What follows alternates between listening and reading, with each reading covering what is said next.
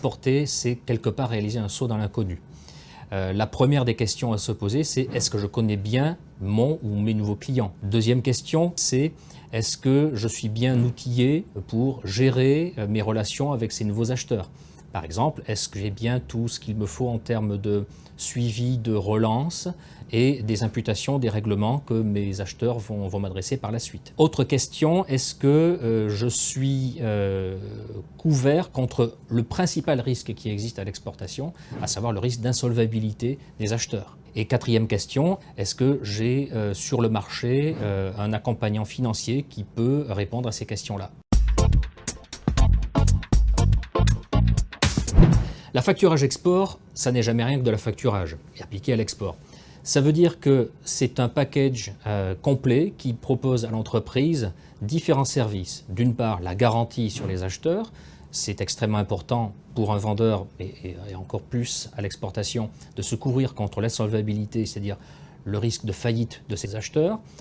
D'autre part, le factor peut aussi proposer une prestation de financement qui permet à l'exportateur de percevoir le montant de sa facture avant même que son client ne la règle. Troisième aspect, et pas des moindres, c'est le fait que le factor prend en charge toute la partie administrative liée au poste client, c'est-à-dire les relances sur les acheteurs, la gestion des règlements et l'imputation qui en découle.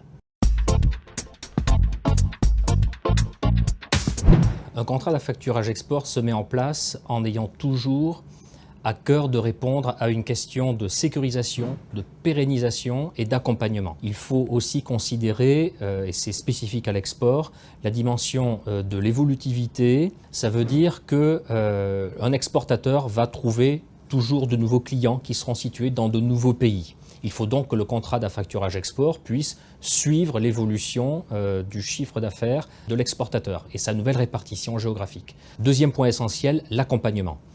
Il faut absolument que l'exportateur trouve un partenaire financier qui soit à même de financer à 100% toutes les factures de l'exportateur, et ce, quelle que soit la devise dans laquelle elles sont émises. Le conseil que l'on peut donner aux dirigeants de PME qui souhaitent aller à l'export, c'est oui, allez-y, c'est le moment. Ça n'a jamais été aussi favorable.